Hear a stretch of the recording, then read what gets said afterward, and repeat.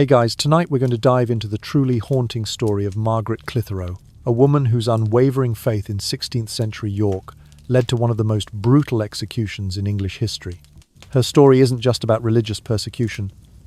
It's also a testament to the unimaginable pain she endured for her beliefs and the lengths a mother would go to protect her family.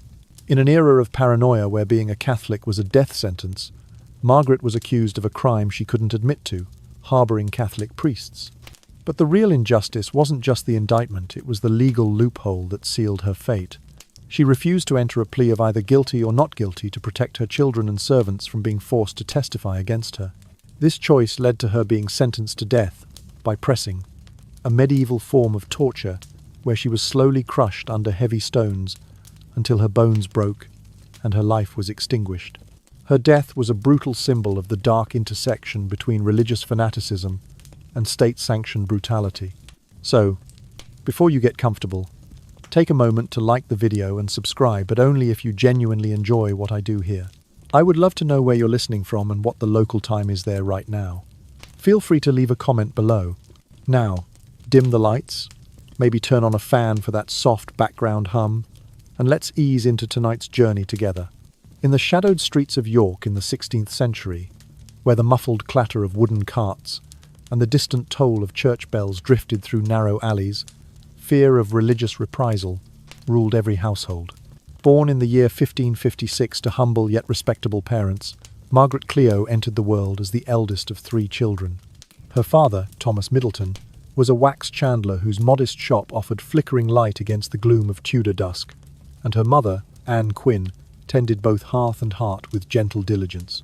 Margaret's 2 younger siblings, a brother named Robert and a sister called Elizabeth, looked to her for guidance in times of uncertainty, and she learned early the weight of responsibility that comes with being firstborn.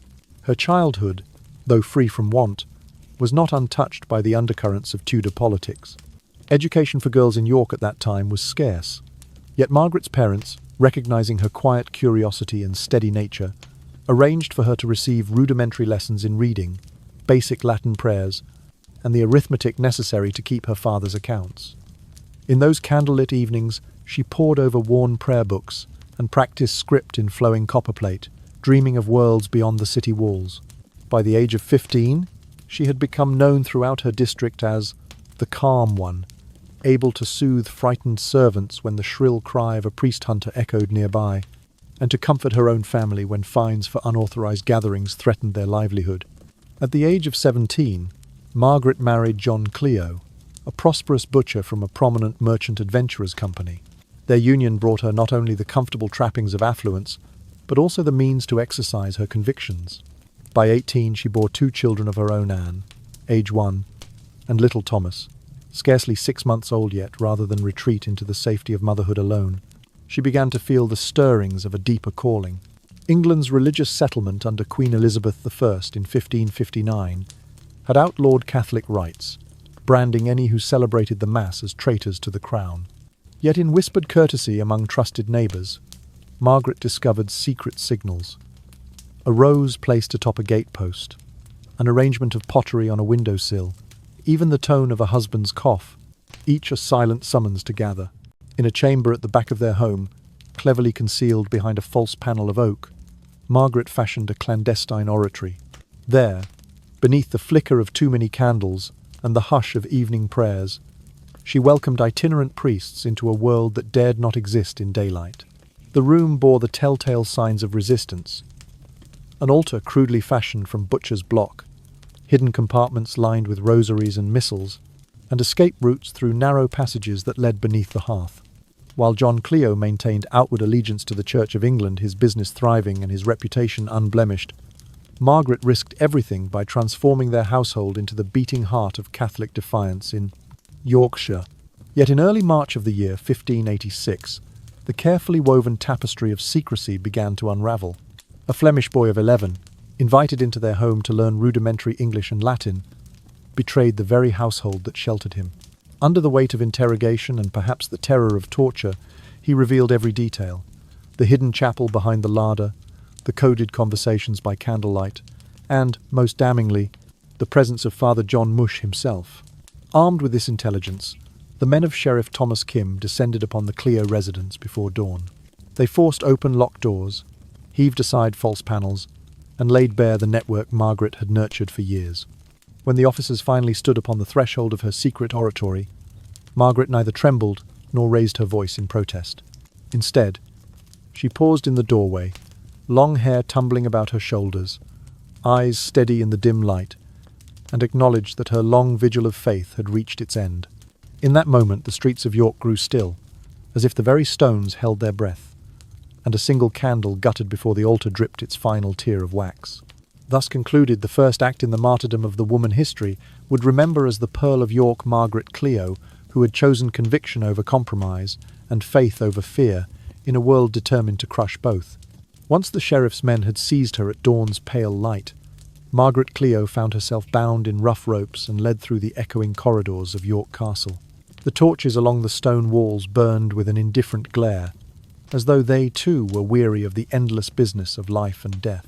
Within hours, she was brought before the ornate bench of Judge Clench, his robes rustling like dry leaves, and the chamber packed with Protestant officials eager to witness her downfall. According to English law of that age, every defendant must enter a plea either guilty or not guilty before any trial could proceed.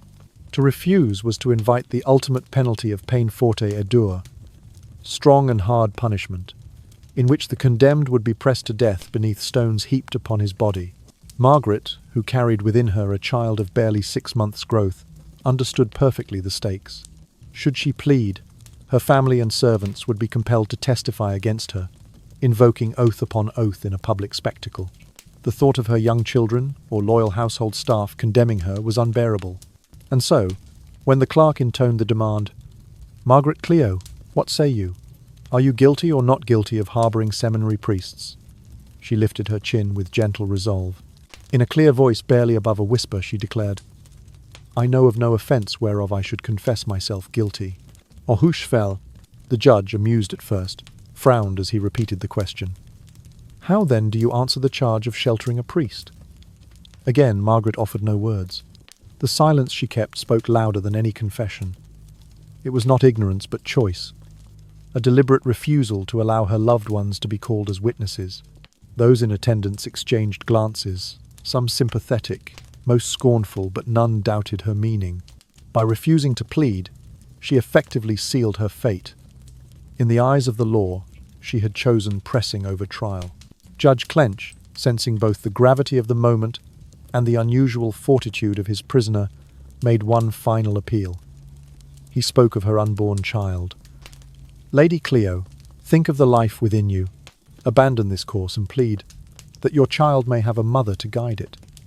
Yet Margaret, serene as a still pond at midnight, remained motionless. Her steadfast gaze met his. In that pause, the courtroom seemed to tilt on its axis, as though the very wheels of justice hesitated before such unyielding conviction. Thus began the 3 days of preparation that stretched ahead like an interminable dream.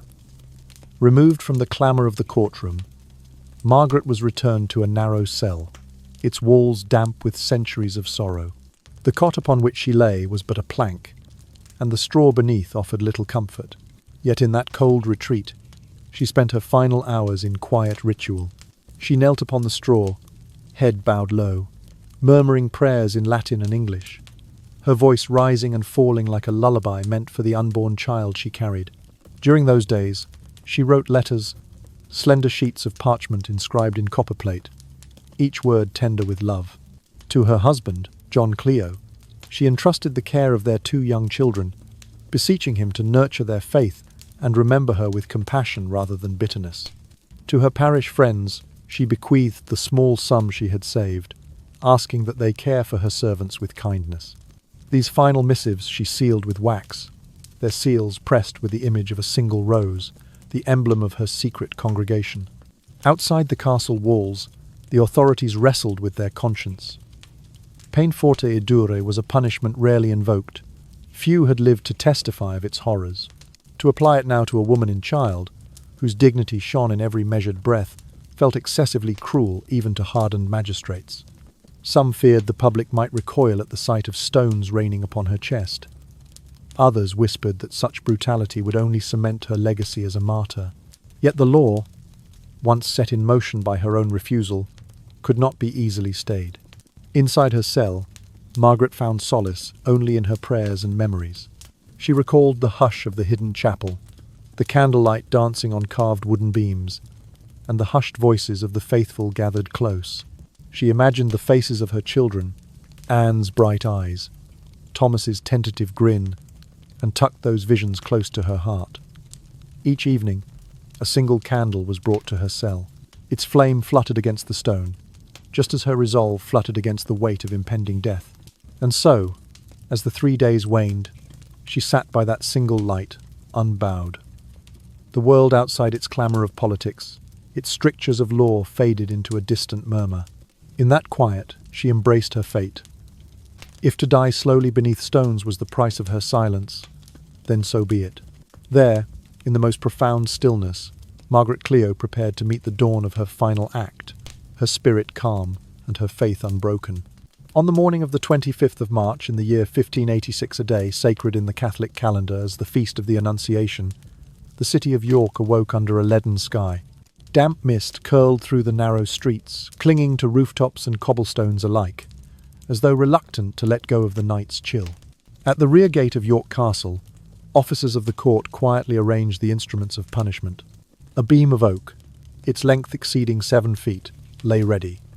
Beneath it, sharp stones were meticulously positioned to concentrate pressure upon a single point of the back. Nearby, several iron weights and heavy rocks, each carefully measured, were stacked in precise order. Only the appointed observers, royal officials, Protestant ministers, and the castle guard were permitted within the enclosure. Margaret's family, her servants, and her 2 small children were barred from witnessing the solemn proceedings.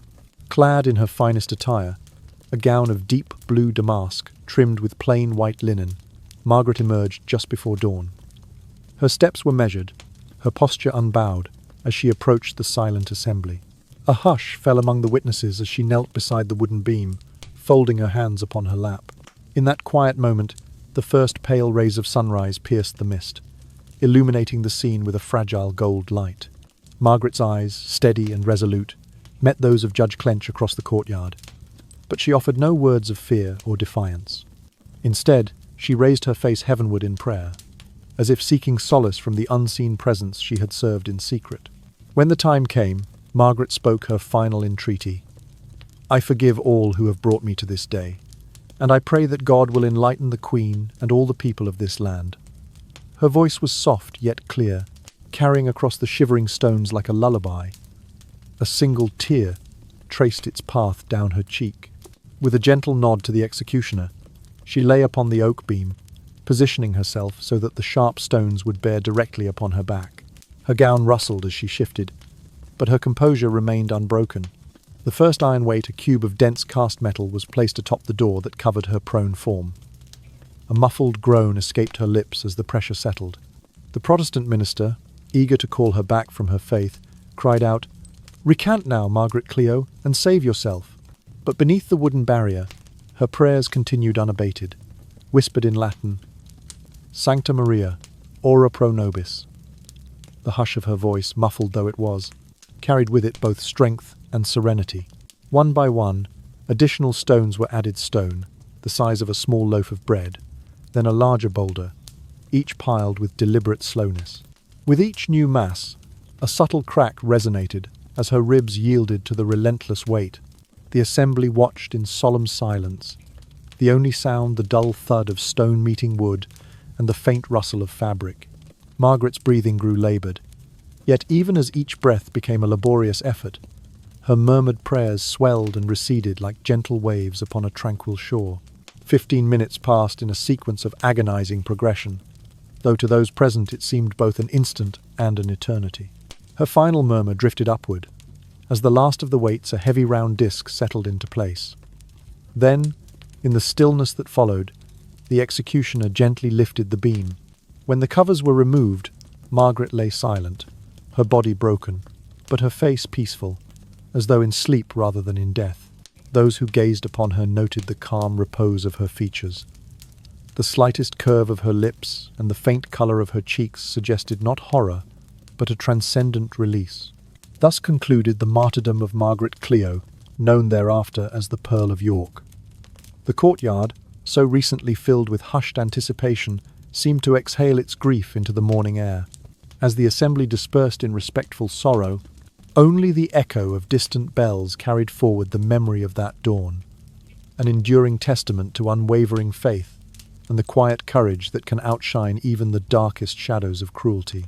And to fully grasp the horror the victim endured, let us examine each step of this pressing execution method, an agonizing blend of slow and brutal torture, where every additional stone adds another layer of pain, pushing the condemned to the very limits of endurance. The pressing execution method, peine forte et dure, was among the most brutal forms of torture ever codified in criminal law during the medieval and early modern periods in Europe. A victim, usually someone who refused to plead guilty or to testify, was bound face down upon a hard surface of earth or stone, their body stretched out straight on a rigid wooden board. Beneath their back, carefully selected sharp stones were placed to focus the full force of compression onto a single point, thereby accelerating bone fractures and pulverizing soft tissues. Before the procedure began, the condemned was positioned within a wooden frame more than 7 feet in length, where the stones had been arranged in advance. The executioner then draped the board over the victim's body and began placing stones one by one. Each stone's weight increased gradually according to strict guidelines, starting with small rocks of a few pounds and progressing to larger boulders that could weigh as much as several hundred pounds. Each stone was lowered onto the board slowly and deliberately, ensuring the condemned endured each wave of excruciating pain, in turn pain that continued without respite until ribs shattered and internal organs were crushed beyond recognition. During the execution, the victim had no opportunity to cry out for mercy. Their mouth was often bound, or they were forced to lie face down, causing near asphyxiation from the first stones alone.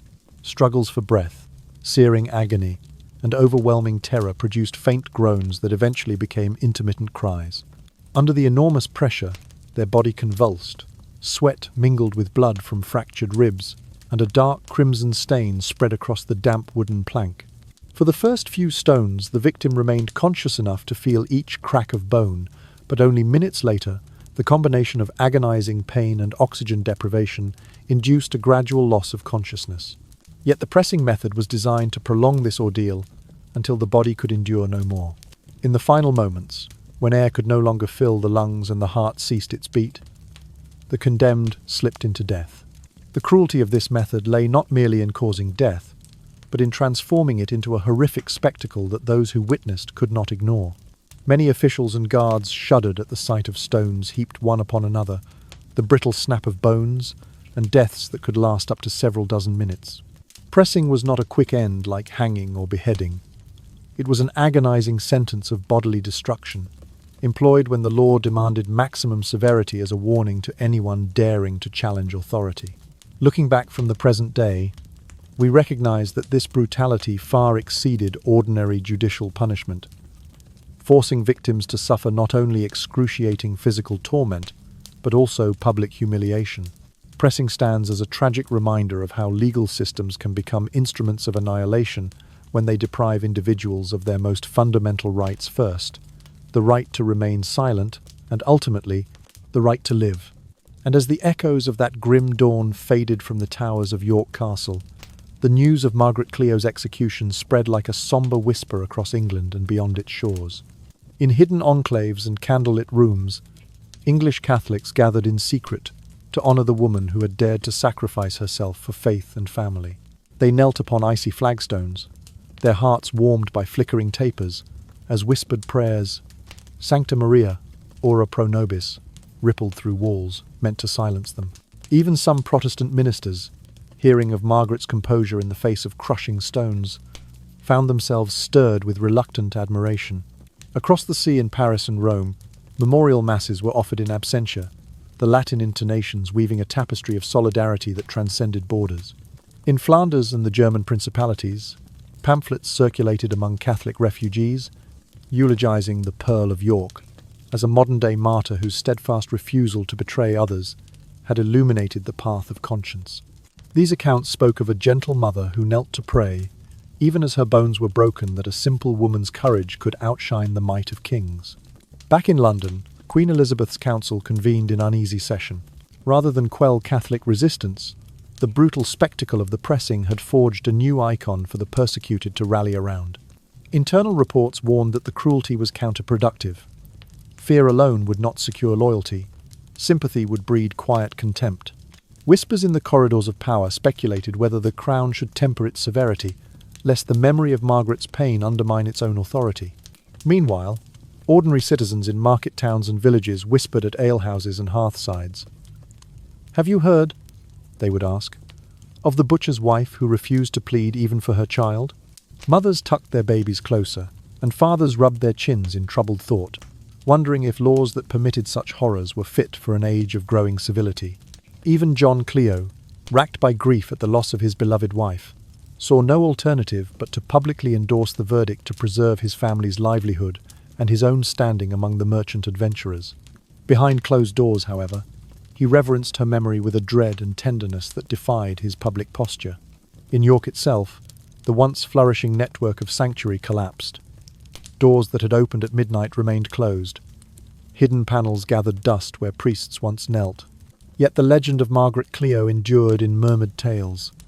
How her tear fell like a single pearl upon the oak, and how her prayer outlasted the stones. It was Father John Mush, one of those very priests she had sheltered, who preserved her story. In trembling hand he wrote his account of their clandestine masses, of the secret signals, and of the night she counselled him to flee before the dawn raid.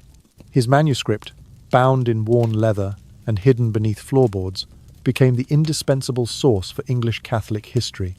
Within a year of her martyrdom, the first biography of Margaret Clitherow appeared in print. The author, identifying only as a devout admirer, described her life in painstaking detail, from her childhood in the candlelit shop of Thomas Middleton to her courageous stand beneath the weight of iron and stone. The volume painted her not as a grand heroine of legend, but as a simple woman of quiet virtue. It recounted the ripple of grief through York's narrow streets, and the hush that fell over secret congregations whenever her name was spoken. Though printed abroad to evade English censors, the book found its way into the hands of many across the realm. Pages wore thin from furtive reading, and torn scraps of parchment carried her words. "I forgive all who have brought me here, as a balm to afflicted souls." In remote farmhouses, peasants tucked lines of her biography into prayer books. In merchant homes, readers paused over the account of her final plea for the Queen's enlightenment. Thus, even as York's hidden chapels lay silent, the spirit of Margaret Clitherow continued to kindle hope. Hers was a story whispered in the night by those who refused to let faith be extinguished by fear.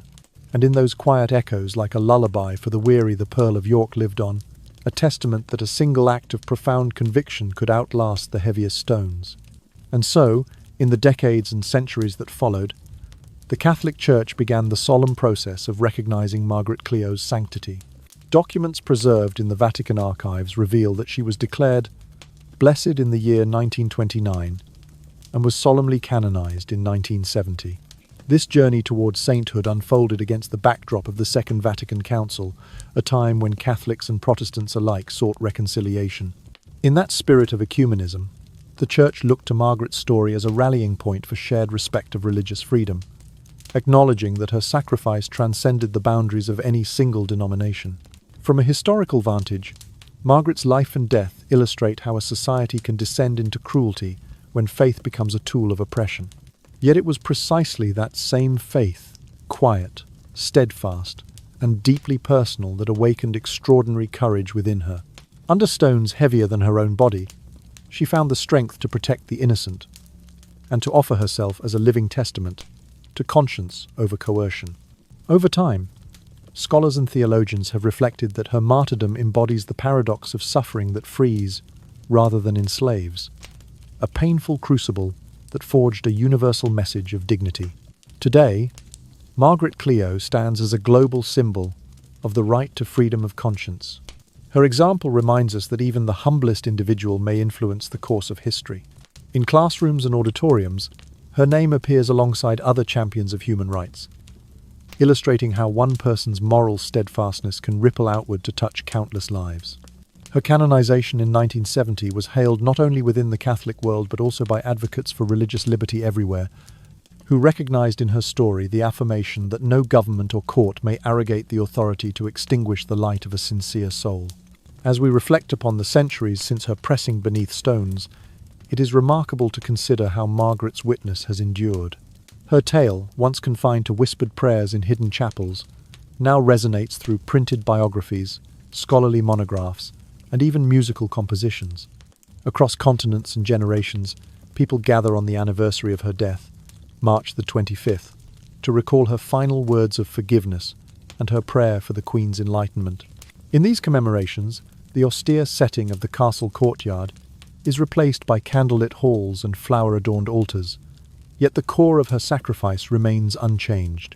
With a voice as gentle as the York mist, the telling of her story carries the hush of a lullaby. Each detail, the placement of stones, the crack of a rib, the flutter of her final prayer unfolds deliberately, allowing listeners to absorb the depth of her resolve without feeling rushed. It is a cadence that mirrors the ebb and flow of breath in prayer, inviting calm reflection rather than sensational horror. And so, as the narrative drifts across your mind, you may picture the flicker of candlelight against ancient stone and sense the hush of evening air that once cloaked her hidden masses. Now, dear listener, let us rest for a moment in that serene remembrance. Let the story of Margaret Clitherow, the Pearl of York, sink softly into your thoughts as you settle into quiet contemplation. In the days ahead, we will embark upon 5 more parts, each delving more deeply into the policies of persecution that shaped her era, the subtle intrigues within Elizabeth's court, and the enduring legacy she bequeathed to subsequent generations. So, relax your gaze, soften your breathing, and allow the chill of York's time-worn streets to wash over you like a gentle breeze. In this stillness, the courage of one woman stands revealed, urging us to honor conscience above all else. Rest now, and prepare to journey further into the hidden chapters of history where faith and power entwined, and where Margaret's light continues to guide the way. In the years that followed Margaret Clithero's martyrdom, the court of Queen Elizabeth drew tighter the noose around English Catholics, employing ever more ruthless measures to stamp out any vestige of their ancient faith. In the wake of her death, Parliament passed the Act of 1587, which broadened the definition of priest hunting so that anyone found sheltering a seminary priest was declared a traitor to the crown. What had begun with the Clitherow household swiftly spread into a nationwide purge. Networks in York, in Lancashire, and across the southern shires were exposed through the trembling confessions of frightened servants. Under this new law, neighbours were encouraged to spy upon one another, for the Crown offered handsome rewards to anyone who betrayed secret masses or the hiding places of priests. As bounty hunters and informants scoured the countryside, the government assembled a sophisticated web of agents. These spies disguised themselves as humble pilgrims, slipping into tight-knit congregations under the pretense of seeking spiritual solace. They intercepted letters sealed with wax, rifled through prized bottles of rosewater and anointed oils, and seized any Catholic vestments or manuscripts that might testify against their owners. Within hours of a raid, safe houses were stripped of their altars, prayer books were consigned to the flames in the town square, and torn fragments of rosary beads were scattered in mockery across the cobbles. The once sporadic religious police, never a large force, now became a spectre haunting every farmhouse and manor, their sudden knocks echoing through corridors at all hours, condemned to terrorize families who dared to shelter their faith. Yet the very ferocity of this crackdown had the unintended effect of driving the Catholic community deeper underground. News of Margaret's fate had shown both the cost and the power of steadfast faith, prompting priests and laity alike to refine their clandestine operations. Father John Mush, whose life Margaret had spared by her courageous silence, lingered to continue ministering to the scattered faithful. He meticulously chronicled the methods by which he and his fellow clergy had evaded detection, recording in minute detail the signals used to summon worshippers, an upturned crucifix on a window ledge, a single rose placed atop a gatepost, the discreet arrangement of pewter plates in a shop window. His journal, smuggled from York to Flanders and back, became the de facto manual for dozens of priests who arrived on England's shores in the following years, determined to persevere despite the dangers. Inspired by these writings, Catholic sympathizers engineered ever more ingenious hideaways. Some converted rural barns into two-layered sanctuaries, with false floors lifted by simple pulley systems to conceal vestments beneath earthen thresholds. Others hollowed out abandoned coal mines or derelict stone quarries, fashioning chapels from the rock itself, and rigging the entrance tiles so that they could be lifted silently when danger drew near. In the grand townhouses of sympathetic gentry, hidden panels in wainscoting revealed secret rooms, complete with concealed confessionals and altars that disappeared behind swaths of tapestry. Communication across this shadow network grew equally inventive.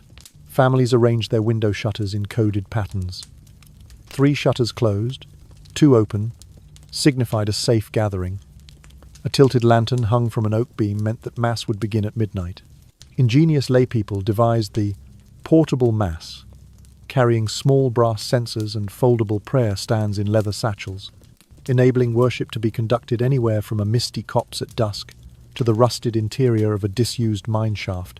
Though each service carried the risk of discovery, the shared terror only bound them more closely, fostering a fierce solidarity among these hidden congregations. By the late 1580s, Elizabeth's regime faced a vexing paradox. The more severe its punishments, the more cohesive and determined the Catholic underground became. Large-scale raids disrupted this network only briefly, for around each sunny glade or beneath every fallen pier lay a new sanctuary waiting to be uncovered. In attempting to suffocate Catholicism through legal brutality, the authorities had inadvertently forged a resilient movement of small, adaptable cells that could shift and vanish at a moment's notice. Margaret Clithero's legacy shone as the catalyst for this transformation. Her silent sacrifice had shown that conviction need not be grand to be powerful, that even the simplest woman alone and afraid could spark a revolution of spirit. The model of little communities, each self-sufficient and nimble, continued to sustain English Catholics throughout the 17th century. In farmsteads and manor houses, in ruined temples and forest shrines, the flame she had ignited burned on, unquenched by iron or stone, illuminating a path of steadfast resistance that would endure long after the final edict had been rescinded. In the mid-19th century, the clandestine worship movement in England evolved into a matter of international intrigue. From the courts of the Habsburgs in Vienna to the secret chambers of the Vatican, generous funds, devotional texts, and ordained clergy were dispatched to support beleaguered Catholics in Britain. Young priests, several of them graduates of Oxford and Cambridge, were sent back to their homeland under assumed identities as tutors, apothecaries or merchants. Each carried precious relics, a fragment of embroidered cloth, a sliver of bone, a vial of blessed water meant to sustain the faithful and kindle a shared sense of spiritual solidarity. In York, the Clitherow family home where Margaret Clitherow had met her fate through the ordeal of pressing was itself transformed into an underground shrine. Word spread among Catholic households that the very stones which had pressed her body could now sanctify the space where her courage had shone brightest. Some families pooled their resources to purchase the property, while others erected a simple statue of the Pearl of York in the shadow of the facade. Thus, the memory of her sacrifice took on a tangible form, signalling that resistance had transcended personal devotion to become a national network. Across Lancashire, the Midlands, Northumberland, and Cornwall, these regions earned the grim sobriquet of Red Zones, for they harboured the oldest and most enduring Catholic lineages, each resolved to preserve their traditions in the face of unyielding pressure. Amid this underground resurgence, a number of secret societies sprang into being. Perhaps the most noted was the Order of St. Patrick, founded by exiled Irish nobles as a fraternity dedicated to circulating aid, intelligence, and safe conduct among English recusants. By the end of the 16th decade of the 17th century, estimates suggest that hundreds of thousands of English Catholics practiced their faith in hidden chapels beneath Anglican churches, in the cellars of clandestine schools, and even within the bound straw of deserted barns. The financial lifeblood of these operations came from discreet donations by erstwhile Catholic aristocrats, and from subsidies sent via the Spanish Empire, which viewed the plight of English Catholics as both a religious cause and a geopolitical lever. International pressure thus began to weigh heavily upon Elizabeth's government. In Parliament, some voices advocated for moderation, arguing that such extreme measures were isolating England diplomatically and threatening trade relations with Catholic powers. Others, staunchly conservative and fearful of the old faith's influence, insisted that only absolute victory for Protestantism could secure the throne. The result was a bitter tug-of-war within the court, fracturing unity and forcing Elizabeth to navigate a delicate balance between maintaining internal security and preserving her reputation on the European stage. Back in York, Margaret Clithero's legacy lived on not only in brick and mortar, but also in the pages of clandestine literature. Father John Mush's treatise, often referred to simply as Mush's Memoirs, circulated in carefully hidden copies. It detailed the art of covert worship, the signals passed between families, and the network of sanctuaries that had grown from the embers of Margaret's own refuge. Likewise, ballads and folk poems sprang up among the rural poor, their verses recounting how on nights of full moon, the white-robed apparition of Margaret could be seen guiding a hidden priest through secret tunnels. Though these tales lacked verifiable documentation, they served to renew hope and inspire perseverance among the faithful. In these whispered legends, Margaret remained ever present, a spectral guardian clothed in white, torch in hand, leading her people from darkness into light. Whether sung by shepherds on the moors or murmured by weaving wives beside their hearths, the story of her martyrdom became a beacon across time-proof that even under the most draconian of edicts, the human spirit could find avenues of resistance. Thus, the mid-19th century revival of secret worship owed much to the groundwork laid centuries earlier by Margaret Clitherow. Her pressing beneath stones had been intended as the ultimate silencing of Catholic defiance.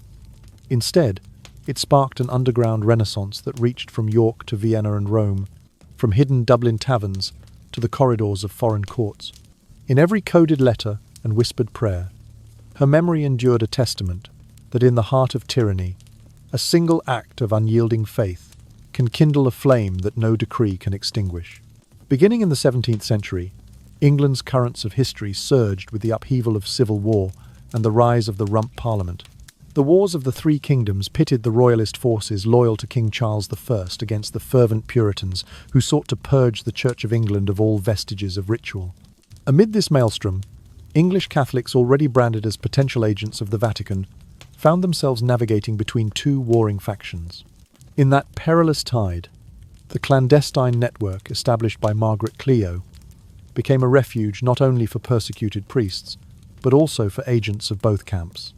Its hidden chapels and secret corridors provided shelter for wounded soldiers and served as training grounds for clandestine scouts and medics. The historian James Guillotin, in his seminal work The Hidden Narrative, illuminates the pivotal role that Catholic families played in the art of intelligence gathering.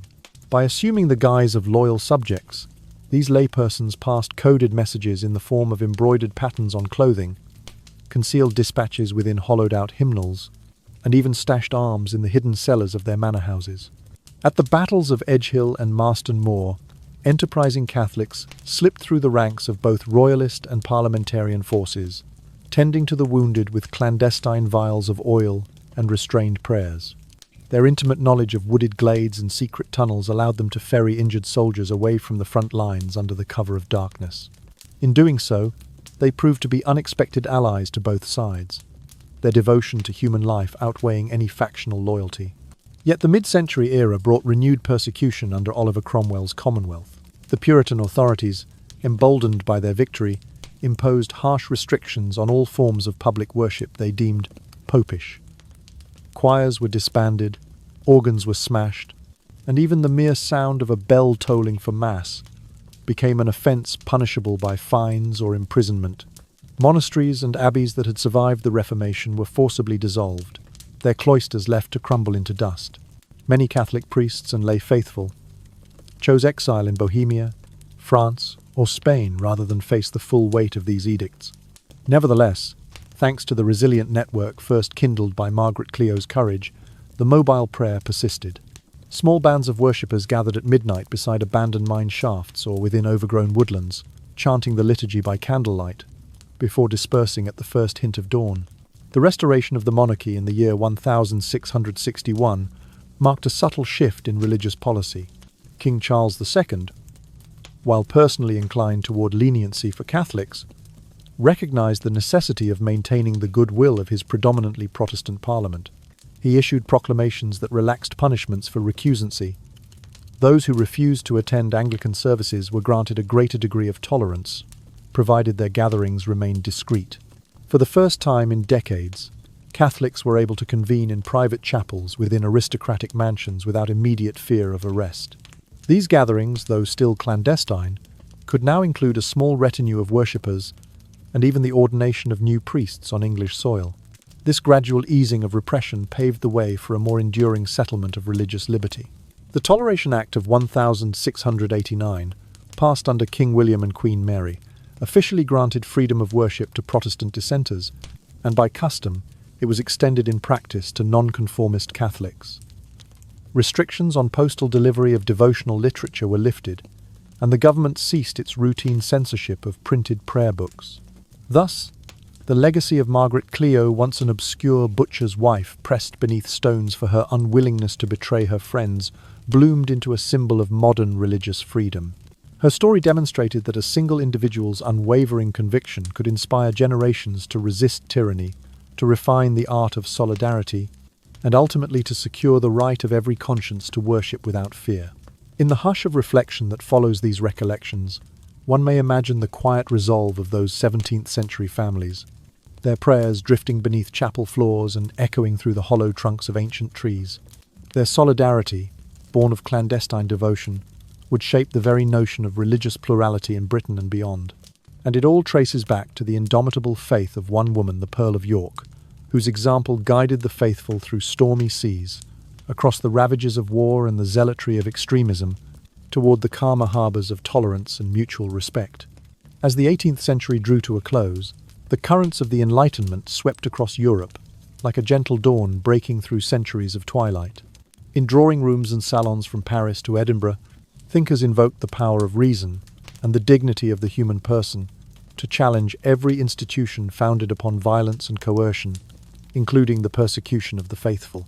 John Locke's essays on toleration resonated anew, reminding his readers that it is the business of the civil magistrate to preserve civil interests and leave the things of conscience to the care of every man's private judgment.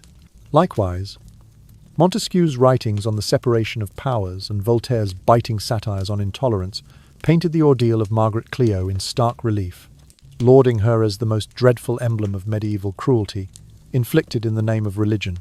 In Locke's view, the soul held sovereignty beyond the reach of earthly rulers.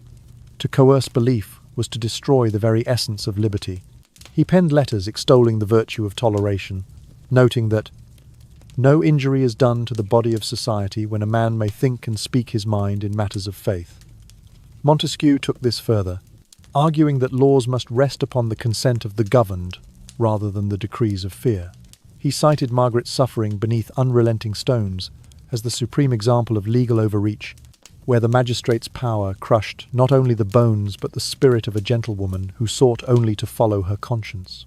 Voltaire, ever the provocateur, immortalized Margaret in biting verse and essay. Under his pen, her story became a rallying cry. In York's cold courtyard, a martyr lay, beneath the weight of crown and state, her only crime, to kneel and pray, when law decreed her faith was hate. His work sparked heated debate within the British Parliament. Members rose to denounce the special penalties still levied against Catholics, penalties that had long since ceased to appear in any civilized code. Why, they asked, should a man lose property, liberty, or even life for the crime of worship? Arguments for repeal gained momentum. First the fines were commuted, then the restrictions on property inheritance were eased. By the early years of the new century, whisperings of total abolition of these punitive statutes filled the corridors of Westminster. In private correspondence with his colleagues, Prime Minister William Pitt the Younger expressed sympathy for the Catholic plight.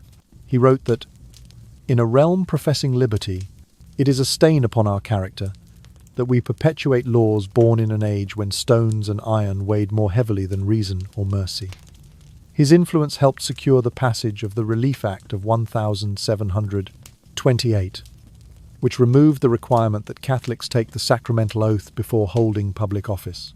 Yet it was the testimony of Margaret Clitherow's sacrifice, recounted by surviving descendants and preserved in the pages of Enlightenment tracts, that lent moral force to the movement, humanizing the abstract debates over rights and toleration. Some dissenters still cautioned prudence, We must not rush headlong into equality without regard for social cohesion, they posited, fearful of alienating the staunch Protestant majority. But the chorus for reform grew irresistible. Enlightenment societies throughout Britain and the continent embraced Margaret's memory as a symbol of what could happen when laws fall prey to superstition and cruelty. In Edinburgh, the Speculative Society organised a series of lectures on religious liberty, each closing with a solemn reading of her final prayer. May God enlighten the hearts of rulers and grant mercy to those who err. End quote. Even the courts, once relentless in enforcing recusancy laws, began to look upon Catholic worship with a more lenient eye. Trials for merely attending Mass were dismissed for want of evidence. Property seizures were reversed. Imprisoned priests were released, in the name of justice tempered by charity. Across the land, Catholics who once cowered in secret chambers now emerged, conducting worship in private chapels that mirrored the architectural anonymity Margaret had pioneered centuries before. Thus, as the 18th century waned, Britain found itself on the threshold of a new era, one in which reason and compassion would temper the harsh legacies of intolerance. It was Margaret Clithero's memory, carried on the pages of Enlightenment tracts and whispered in lecture halls, that guided policymakers toward a broader conception of liberty. From the darkness of York's hidden cellars to the hushed debates of Parliament, her story illuminated the path to a society where the rights of conscience would no longer be crushed beneath stones of persecution, but held sacred as the birthright of every free soul. By the dawn of the 20th century, Margaret Clithero's harrowing tale had taken on a life far beyond the dusty pages of history books, unfolding anew across stages and screens. In 2002, the British Broadcasting Corporation released the documentary The Pearl of York, which captured global attention with its unflinching recreation of the pressing and its thoughtful reflections from living witnesses. Viewers were guided through shadowed reenactments of the oak beam and iron weights, while historians in softly lit libraries traced the evolution of peine forte et dure. Human rights lawyers spoke in measured tones of the legal implications, and representatives of the Catholic Church described how Margaret's sacrifice had shaped notions of conscience and martyrdom. Each interview was framed by gentle piano chords and the distant echo of church bells, creating an atmosphere that invited quiet contemplation rather than sensational shock. Shortly after, in 2015, playwright Patrick Harrington brought Margaret's story to life on the stage of the Royal York Theatre with his play Beneath the Door. Audiences sat in near darkness as flickering candles revealed only the silhouette of a lone woman kneeling before a wooden press. Harrington's minimalist set design, consisting of a single beam, a handful of stones, and a backdrop of medieval York's narrow streets, allowed the actors' hushed dialogue to carry full weight. Critics praised the production not only for its historical accuracy, but also for its exploration of interior landscapes. The actor portraying Margaret moved with serene determination, her whispered monologues revealing the tender fears of a mother and the unwavering resolve of a woman of faith.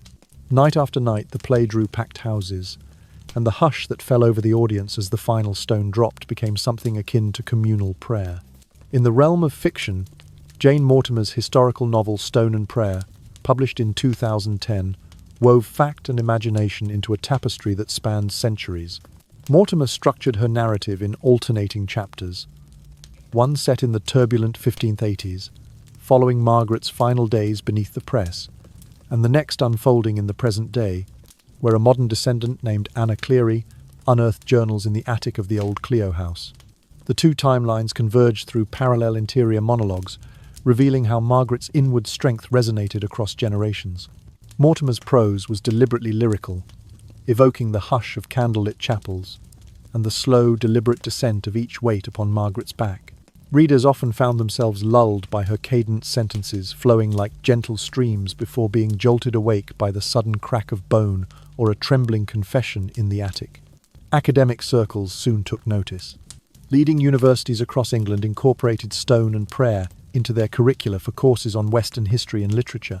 Professors highlighted Mortimer's skillful blending of political context, such as the Elizabethan settlement of 1559 and the treason laws of 1587, with intimate portrayals of personal sacrifice. Seminar discussions examined how fiction could illuminate the emotional truth behind dry statutes, prompting students to draw connections between religious oppression and modern debates over freedom of belief. In tutorial rooms, undergraduates traced the lineage of narrative techniques back to medieval chronicles and Enlightenment essays, while in lecture halls of oak panels, the novel's alternating structure became a case study in storytelling that bridged past and present.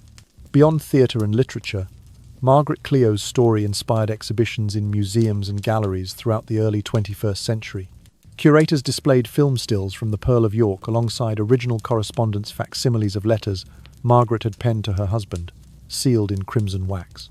Visitors moved through dimly lit corridors, paused at vitrines holding extracts of Mortimer's manuscript, and listened to audio recordings of Harrington's actors reciting key passages. The sensory experience was designed to mirror the tension between concealment and revelation that defined Margaret's life. Social media, too, took up the cause. Hashtags such as Pearl of York trended on platforms where enthusiasts shared photographs of the themed stage set, video clips of Beneath the Door, and selfies taken in front of York's reconstructed execution site. Podcasts dedicated entire episodes to parsing Mortimer's dual timelines, while online forums buzzed with debates over the ethical dimensions of reenacting such brutal history. In these varied artistic forms, documentary, drama, novel, exhibition, and digital dialogue, Margaret Clithero's legacy found fresh resonance. Each medium, with its own languid rhythm or hushed tone, offered audiences a chance to surrender to the story's emotional current, to feel the slow descent of stones and the steady beat of a resolute heart. And as viewers, readers, and theatregoers drifted between scenes of quiet prayer and moments of excruciating pain, they carried forward the memory of a simple woman whose steadfast faith and silent courage continued to illuminate the human capacity for resilience. And now, as the last echoes of Margaret Clithero's steadfast heartbeat drift away into the quiet corridors of memory, allow your breath to slow and your thoughts to soften like petals settling on a still pond. Imagine the candlelight in that hidden chapel, its flame wavering ever so gently, casting tender shadows that dance upon ancient stones and hushing the world outside. Feel the hush of York's misty streets wrap around you like a soft blanket, carrying with it the lesson of a single life that stood unwavering beneath the weight of iron and stone. In that serene hush lies the story's true message, that even in the darkest moments, one person's courage can kindle a light of hope that warms generations to come. Margaret's silent prayer beneath the press reminds us that conviction of the heart need never shout to be heard, that quiet acts of compassion and integrity can outlast the loudest thunder of oppression. It is an invitation to honor our own beliefs gently, to protect the fragile spark of conscience in ourselves and in others, and to remember that compassion, like a candle flame, grows stronger when we shelter it from the wind. As you nestle deeper into comfort, let the image of that lone figure in deep blue damask dissolve slowly, becoming a soft glow at the edge of your mind's eye. Feel the tension in your shoulders unfurl, your eyelids grow heavy, and your heartbeat settle into a calm, steady rhythm like a lullaby sung by ancient stones. Allow the memory of her forgiveness, offered even as the stones fell, to wash over you in a soothing tide, reminding you that mercy and strength are not opposites but two sides of the same gentle courage. There is no rush here, only the unhurried trail of a single breath, in and out, guiding you toward restful peace. Know that the values Margaret embodied, faith, resilience, and quiet solidarity, are not distant echoes of a bygone era, but living whispers that dwell in each of us, ready to guide our choices in kindness and integrity. As you drift further into calm, carry those whispers with you, like treasured relics tucked safely in the heart. Soon, the candle's glow will fade, and the chapel's hush will dissolve into the soft embrace of night. In that gentle darkness, may you find comfort in knowing that even the heaviest burdens can be borne with grace, and that every act of courage, however small, contributes to a world where conscience and compassion hold sway over cruelty and fear. Sleep now, dear listener, and let these thoughts lull you into the sweetest of dreams. May your rest be deep and renewing, and may you awaken refreshed by the promise of a new dawn. If you have found comfort in this story, be sure to subscribe to our channel so that, in the nights to come, we may share with you more tales that uplift, inspire, and soothe the soul. Good night, and sleep well.